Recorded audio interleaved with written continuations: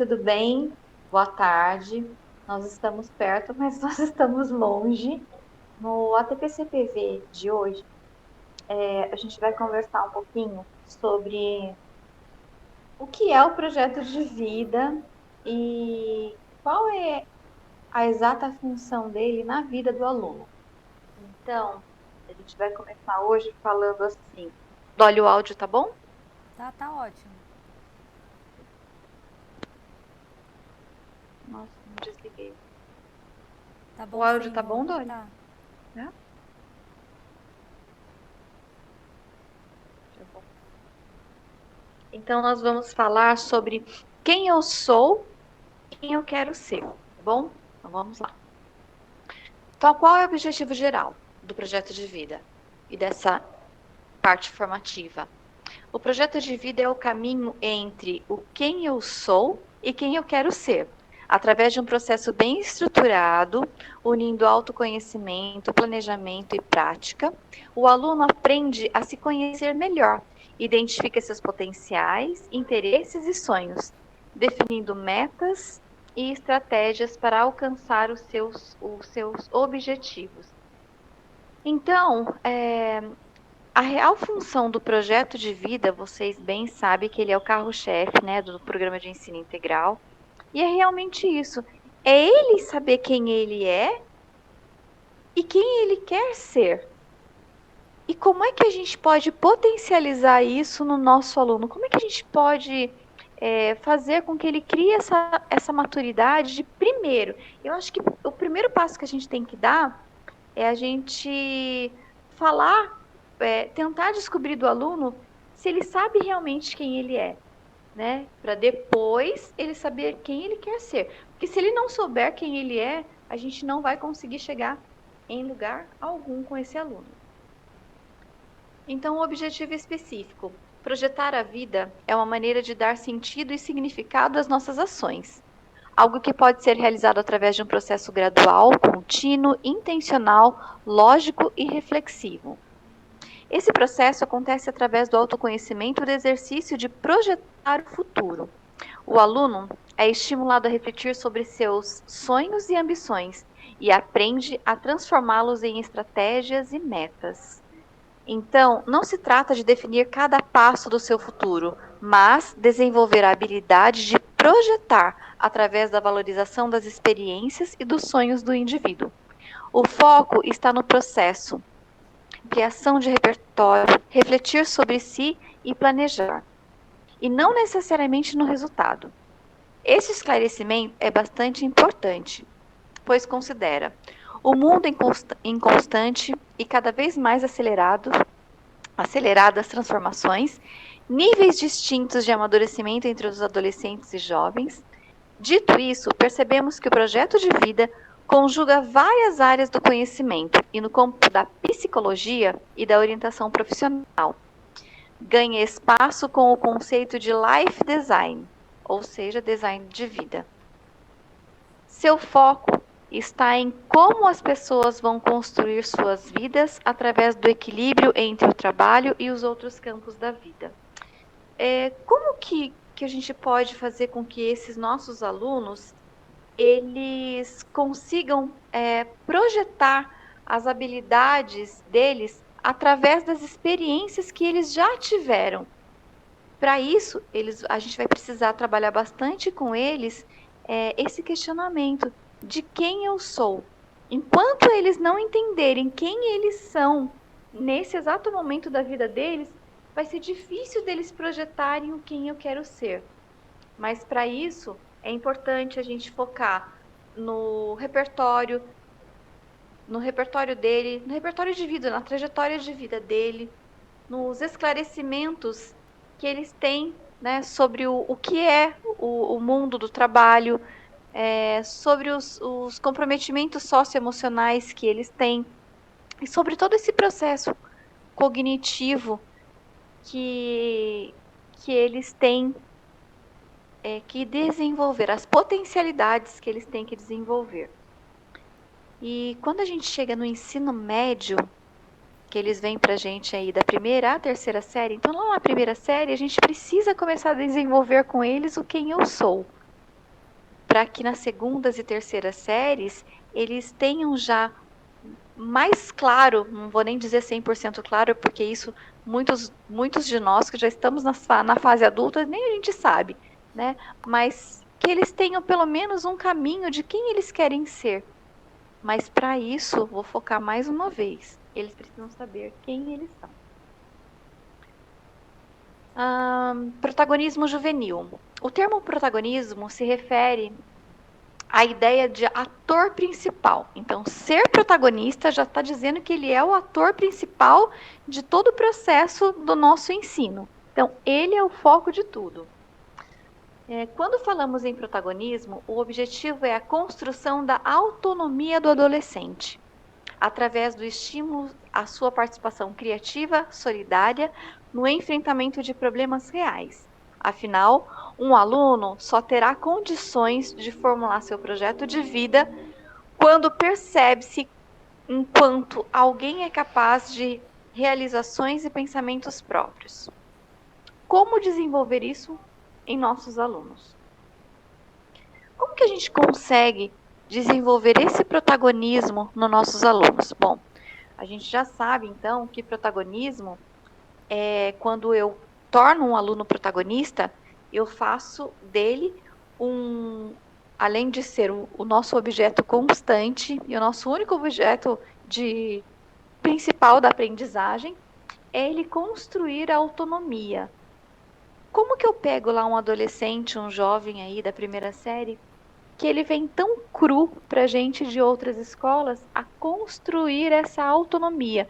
Porque o que a gente vê bastante hoje no ensino? Que não é o ensino integral que dá essa autonomia para o aluno. É o aluno assim, ele é completamente passivo, ele não participa do processo da ensinagem, né, do ensino-aprendizagem dele. Ele fica lá, ele é um mero receptor, ele só está recebendo a informação lá do professor. Ele não se coloca ali como a peça principal nesse processo. Ele pouco interfere. Então, é importante para a construção da autonomia que a gente dê esse espaço para ele, para que ele construa as argumentações dele e que nós aqui, né, nós professores, que a gente consiga fazer essa mediação, dar esse norte para eles.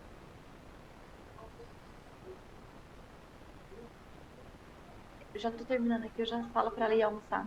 Gente, desculpa, que veio um aluno aqui para tutoria. Então vamos lá. Afinal, um aluno só terá condições de formular seu projeto de vida quando perceber-se enquanto alguém capaz de realizações e pensamentos próprios.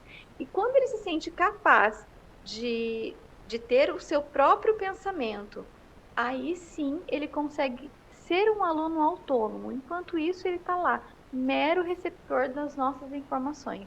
Então, às vezes a gente pergunta assim, mas o que você acha disso? Ah, não sei. E por que ele não sabe? Porque ele não tem autonomia ainda, não tem a maturidade, não desenvolveu essa maturidade de pensar. Porque, gente, pensar dá trabalho, né? E quando a gente coloca eles para pensar, dá bastante trabalho. Então, como desenvolver isso em nossos alunos?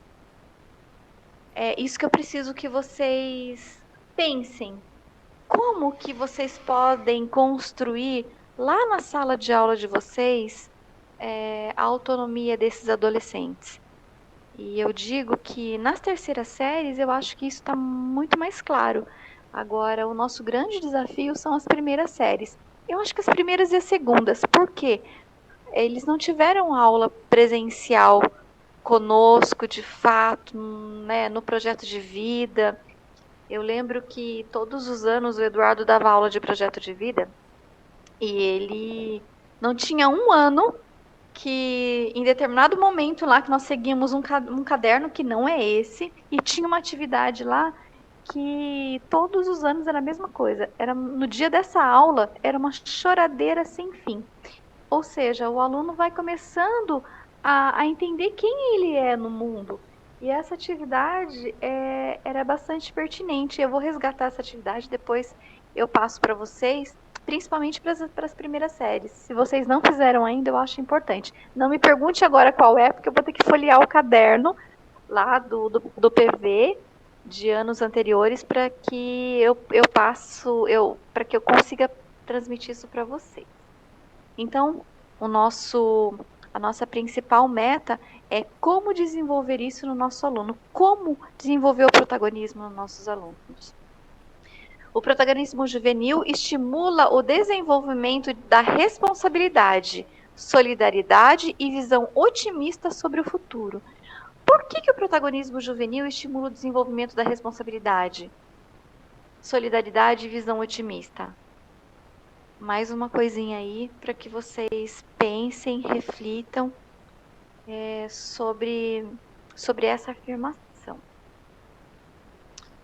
Para tanto, é importante ressaltar: trata-se de uma postura pedagógica contrária a qualquer tipo de paternalismo, assistencialismo ou doutrinação. Também não é sobre direcionar totalmente a responsabilidade do que ocorreu ou deixou de ocorrer aos alunos.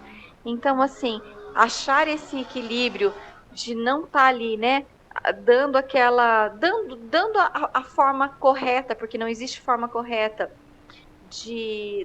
do aluno ser protagonista, né, para você não ficar, olha, para você ser protagonista, você vai ter que fazer isso, não é para direcionar, mas e sim achar um meio termo. Nós estaríamos ali só para mediar, né? A gente passa informação, faça com que ele reflita, para que ele entenda como é que ele vai chegar, qual é o meio termo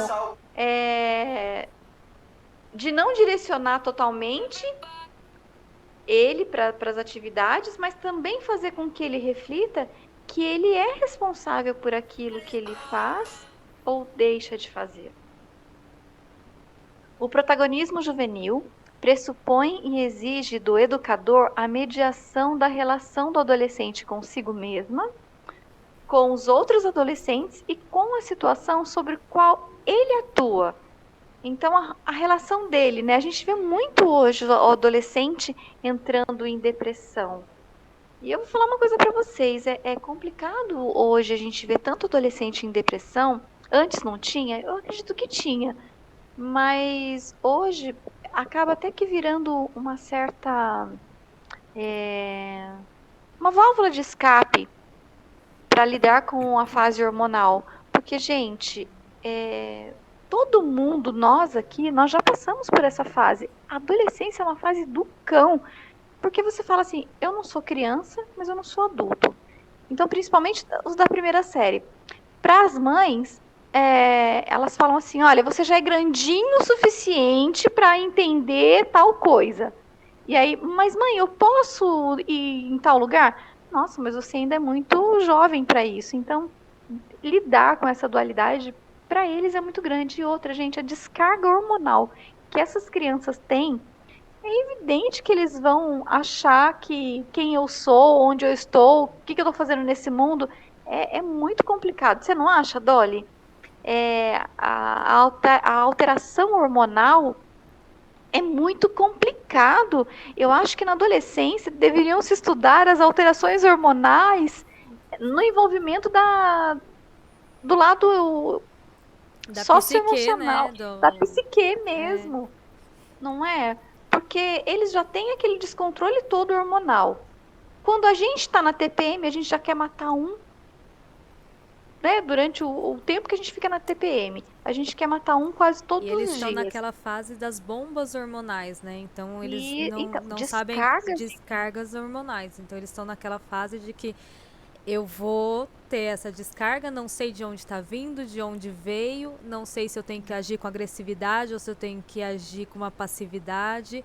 Exatamente. Ele está sempre naquela disputa, né? Dentro e dele. Assim, e esse conflito gigante dentro dele, ó, relações do adolescente consigo mesmo, com os outros adolescentes e com a situação sobre a qual ele atua.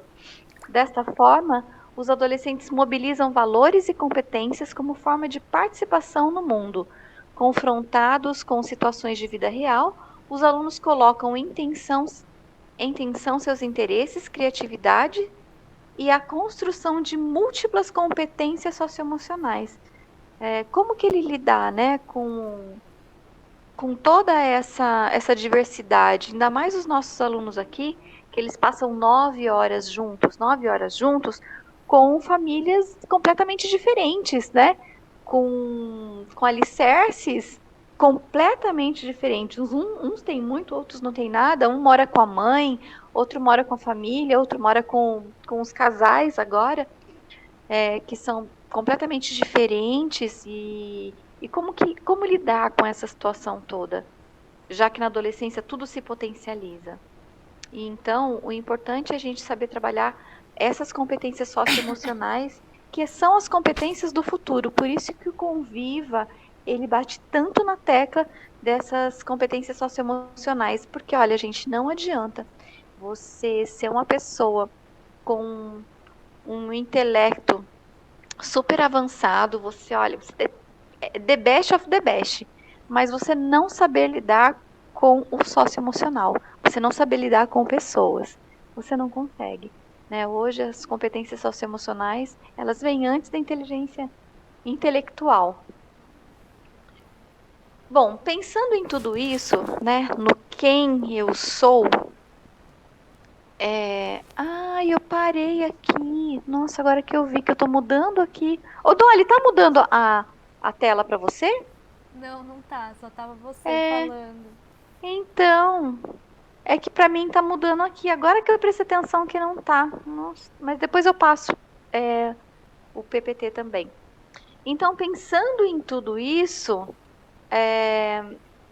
neste quem eu sou e quem eu quero ser, primeiro ele precisa saber quem ele é. Gostaria de lançar uma proposta de atividade para vocês, que é a narrativa de vida e autobiografia.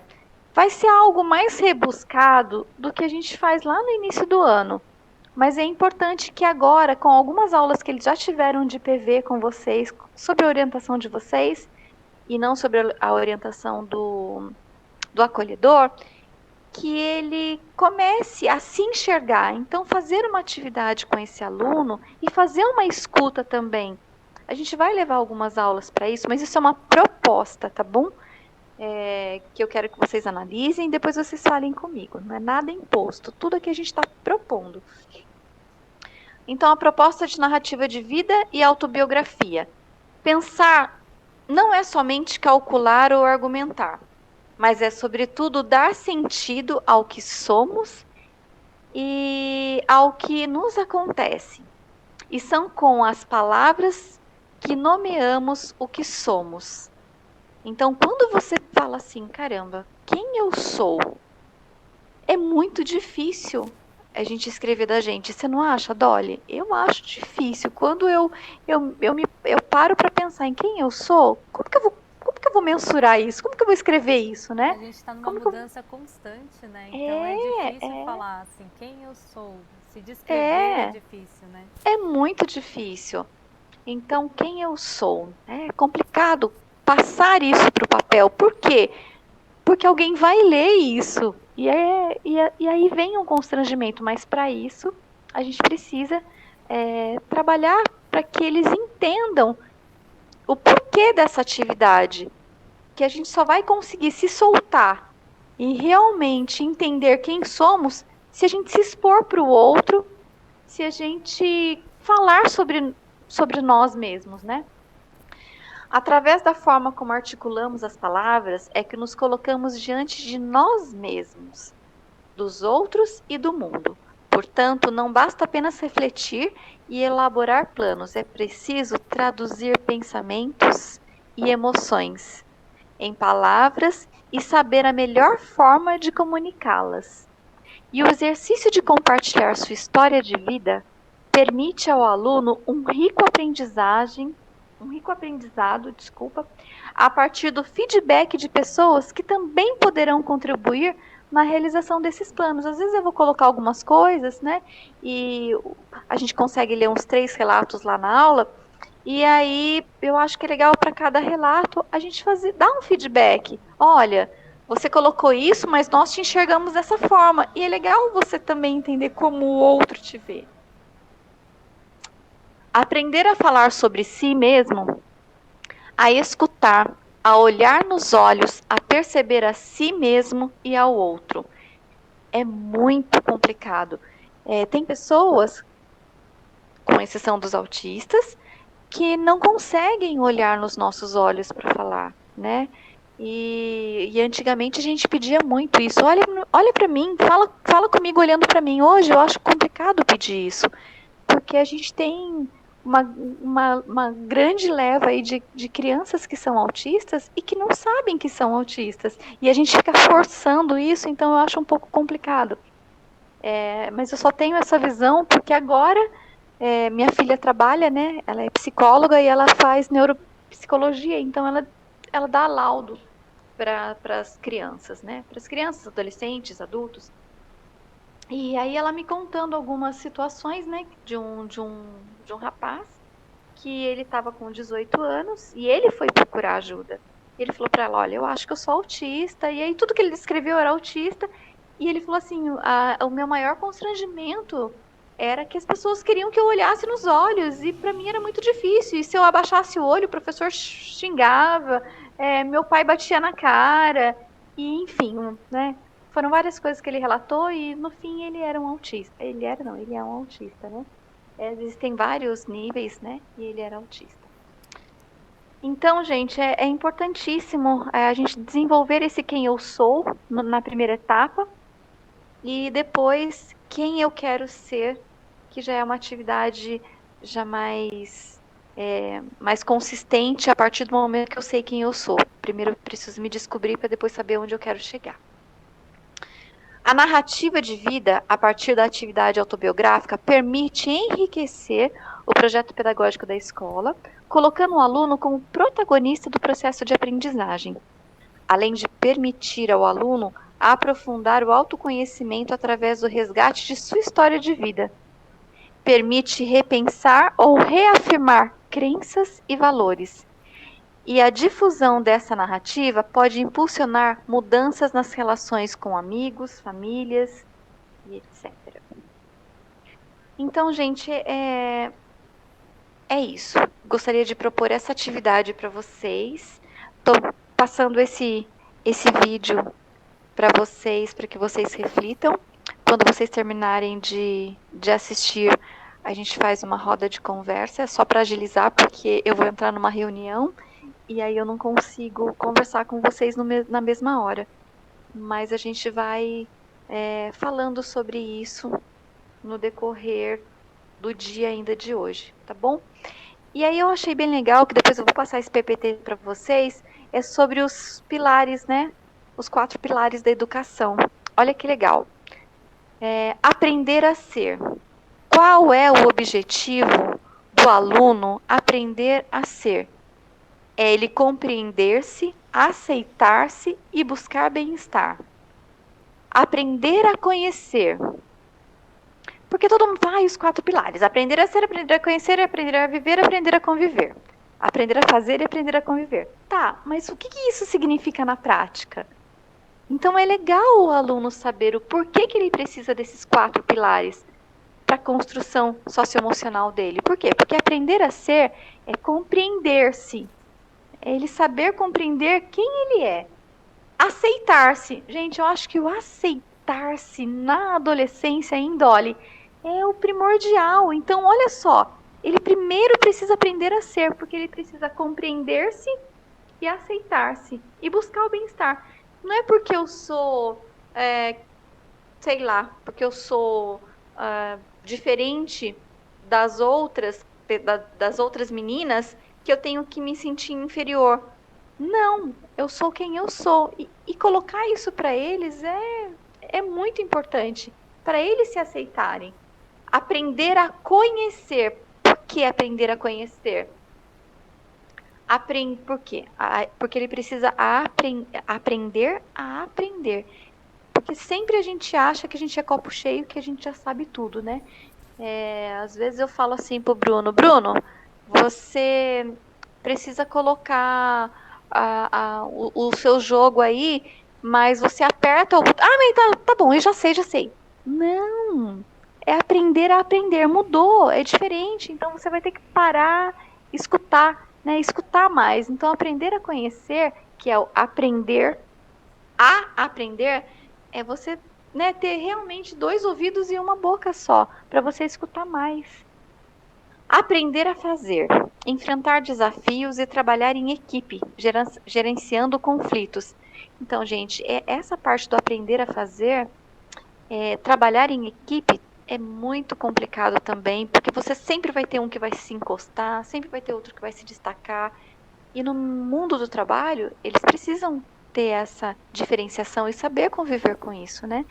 E principalmente gerenciamento de conflitos, né? E eu falo muito que esse gerenciamento de conflitos aqui entra muito a palavrinha fofoca, né? Porque sempre vai ter um isqueirinho lá. E gerenciar conflitos é não isqueirar, né? Não ser um isqueirinho.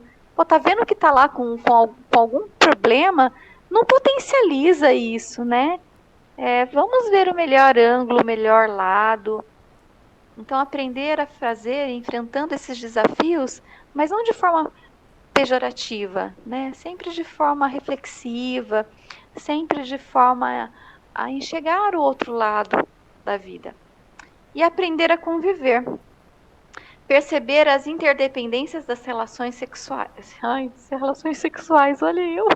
Juliana, para tudo. Relações sociais. Relações sociais. Então, perceber mesmo, né?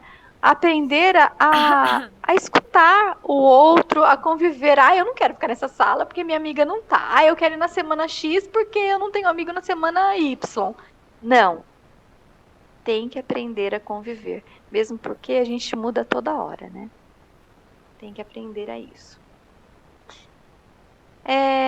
E depois eu tenho outro slide aqui que eu queria que vocês vissem, que é bem legal, que é quem eu sou, quem eu quero ser e o meu papel no mundo. Então, aprender a ser, como que eu aprendo a ser? É através de autoconhecimento, determinação, autonomia. Para quê? Para compreender-se, aceitar-se. E aí eu vou passar esse esqueminha para vocês que é bem legal, tá bom? Então, gente, por hoje é isso. Mais uma vez eu tô gravando porque eu vou ter reunião. Eu quero que vocês entendam as atividades da próxima semana.